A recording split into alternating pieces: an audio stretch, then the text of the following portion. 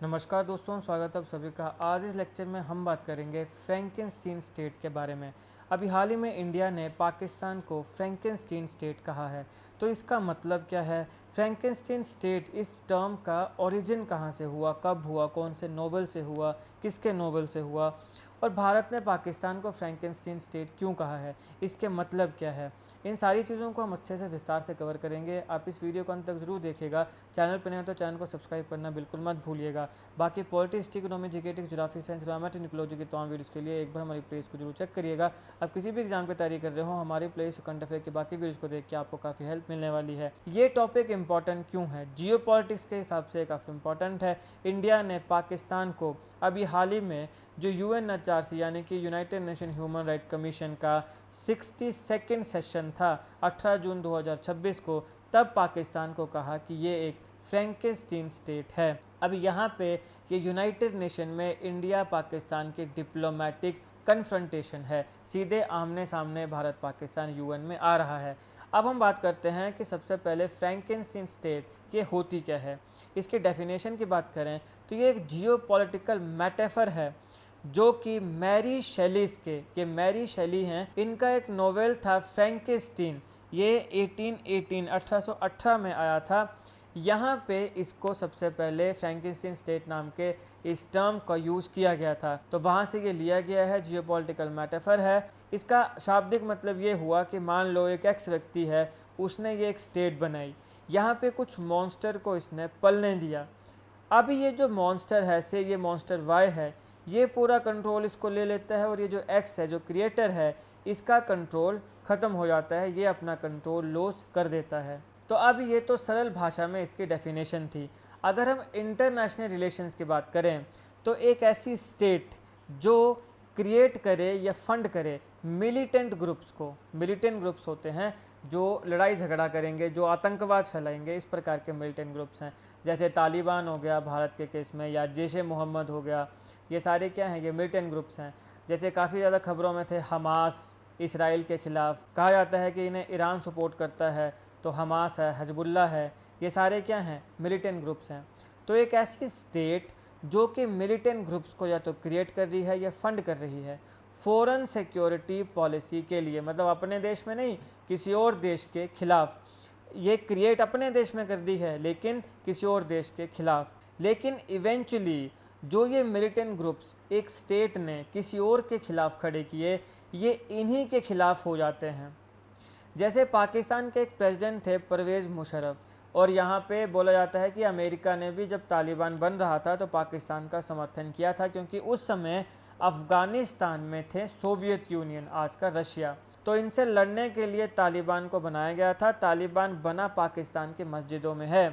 तालिबान का जो शब्द है, ये शब्द तालीम से आया है। तालीम का मतलब होता है एजुकेशन, यहाँ पे हुआ जिहाद की एजुकेशन। तो तालिबान बनाई गई, भैया जिहाद करो अफ़गानिस्तान में सोवियट्स के खिलाफ। और कहा जाता है कि अमेरिका ने भी उस समय समर्थन किया था। सब जानते हैं कि इवेंचुअली तालिबान जो है वो पाकिस्तान के खिलाफ भी हो गया, और अभी पाकिस्तान में तालिबान के द्वारा काफ़ी हमले भी किए जाते हैं। तो परवेज़ मुशर्रफ एक प्रेसिडेंट हुए पाकिस्तान के, उन्होंने एक इंटरव्यू में कहा था कि देखो तालिबान जो है वो दो तरीके का है, एक है गुड तालिबान, एक है बैड तालिबान। बैड तालिबान वो जो पाकिस्तान के ख़िलाफ़ काम कर रहा है, गुड तालिबान वो जो इंडिया के ख़िलाफ़ काम कर रहा है। ये बयान था परवेज़ मुशर्रफ का। तो जिस तालिबान को उन्होंने बनाया अगेंस्ट इंडिया या फिर अगेंस्ट सोवियट्स इन अफ़गानिस्तान, वो इवेंचुअली उन्हीं के ख़िलाफ़, स्टेट के ख़िलाफ़ हो गया, और जिसकी वजह से इन्होंने इंटरनल इंस्टेबिलिटी क्रिएट कर ली। तो ये होता है मतलब फ्रैंकेनस्टीन स्टेट का इंटरनेशनल रिलेशंस में। अब अगर हम इस टर्म के ओरिजिन की बात करें तो सबसे पहले एक ऑथर है मैरी वॉल्स्टन शेली। इन्होंने एक नोवेल लिखा था 1818 में, जो कि एक गॉथिक नोवेल था। उनका मेन कैरेक्टर था विक्टर फ्रैंकेनस्टीन, जो कि स्विस साइंटिस्ट था जिसने एक मॉन्स्टर को क्रिएट किया था। अब रियल एग्जांपल्स की बात करें तो भारत ने पाकिस्तान को फ्रैंकेनस्टीन स्टेट कहा है। कहाँ पे? यूएनएचआरसी के 62nd सेशन में। किसने बोला है? हमारी अनुपमा सिंह, जो इंडियन डिप्लोमेट हैं, फर्स्ट सेक्रेटरी हैं ये परमानेंट मिशन टू यूएन में। भारत ने कहा क्या? पाकिस्तान एक फ्रैंकेस्टीन स्टेट है जो शॉक हो जाता है जब उसके बनाए हुए मॉन्स्टर खुद उसे बाइट करते हैं। एक्विजिशन यहाँ पे ये किया गया कि पाकिस्तान का जो डिफेंस मिनिस्टर है वो बोस्ट करता है, वो एक्सेप्ट करता है और इस बात को बढ़ा चढ़ा के कहता है कि हमने अपनी स्टेट पॉलिसी के तहत आतंकवादियों को, टेररिस्ट को होस्ट भी किया, ट्रेन भी किया, डिप्लॉय भी किया। और पैराडॉक्स ये है कि पाकिस्तान अपने आप को खुद भी विक्टिम ऑफ टेररिज्म कहता है, जबकि वो खुद टेररिज्म का स्पॉन्सर है। तो औरों के खिलाफ तुम स्पॉन्सर कर रहे हो, लेकिन वही मॉन्स्टर जब तुम्हारे खिलाफ हो जा रहे हैं तो तुम विक्टिम बन जा रहे हो, विक्टिम कार्ड खेलने लग पड़ रहे हो। इम्प्लीकेशंस क्या होती हैं फ्रैंकेस्टीन स्टेट की? सबसे पहले डोमेस्टिक सिक्योरिटी रिस्क होता है। इस प्रकार के जो रेडिकलाइज्ड ग्रुप्स होते हैं वो नेशनल स्टेबिलिटी, गवर्नेंस और पब्लिक सेफ्टी को थ्रेटन करते हैं।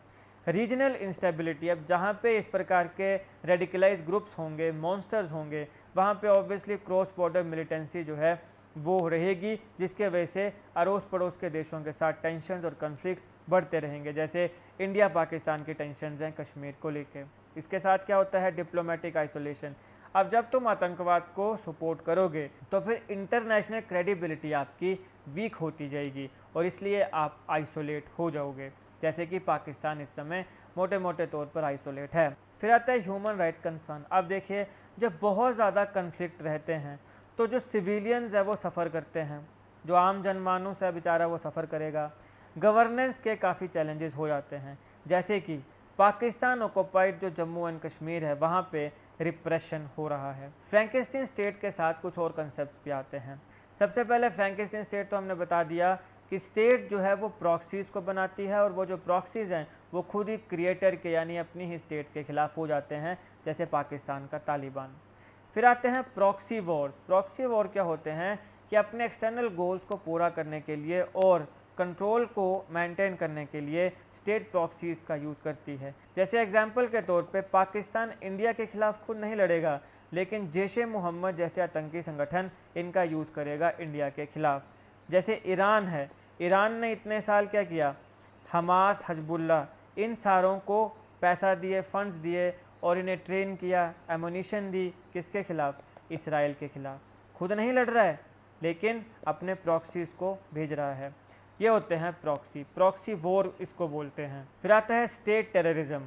स्टेट डायरेक्टली टेरर कमिट कर रही है, प्रॉक्सीज़ के माध्यम से नहीं, खुद आतंकवाद को पूरा समर्थन भी दे रही है और आतंकी घटनाएं भी कर रही हैं। अब फ्रैंकेस्टीन स्टेट को याद रखने का ये ट्रिक है, Frank, FRANK।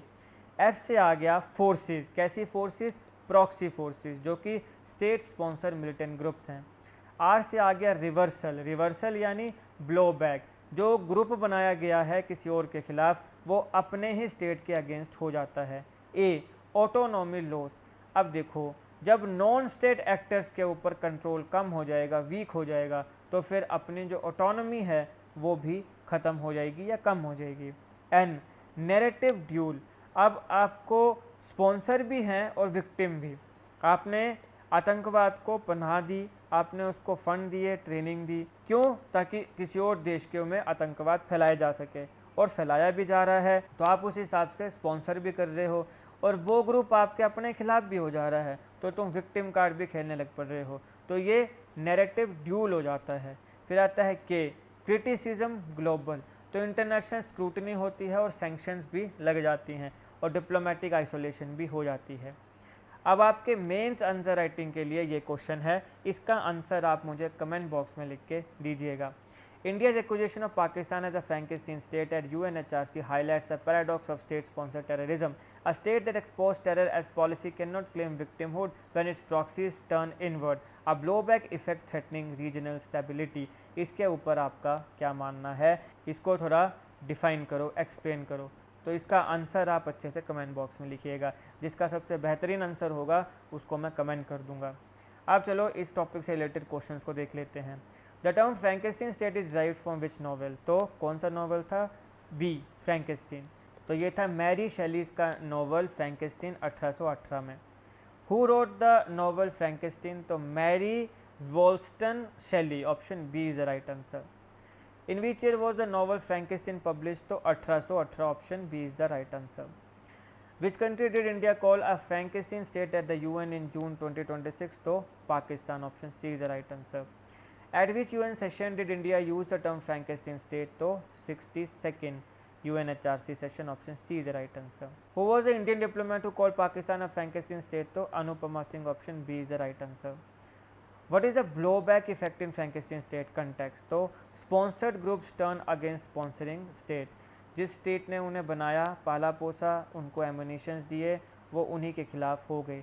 Blow back effect. What is the dual nature of Frankenstein state? तो ड्यूल नेचर क्या है कि जो टेररिज्म को स्पॉन्सर कर रहा है वो विक्टिम भी बन जा रहा है। Project as victim of terrorism while supporting terror networks, option B is the right answer. What does state sponsor proxy actors means? तो स्टेट लिटरली यूज़ करती है मिलिटेंट ग्रुप्स को as instruments of foreign security policy.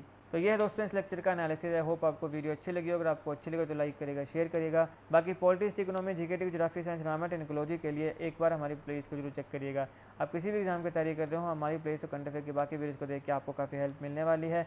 इसे समय निकाल के हमारे channel को जरूर चेक करिएगा और GK, current affair, GK tricks की ऐसी वीडियोज़ के लिए हमारे चैनल को सब्सक्राइब करिएगा। धन्यवाद।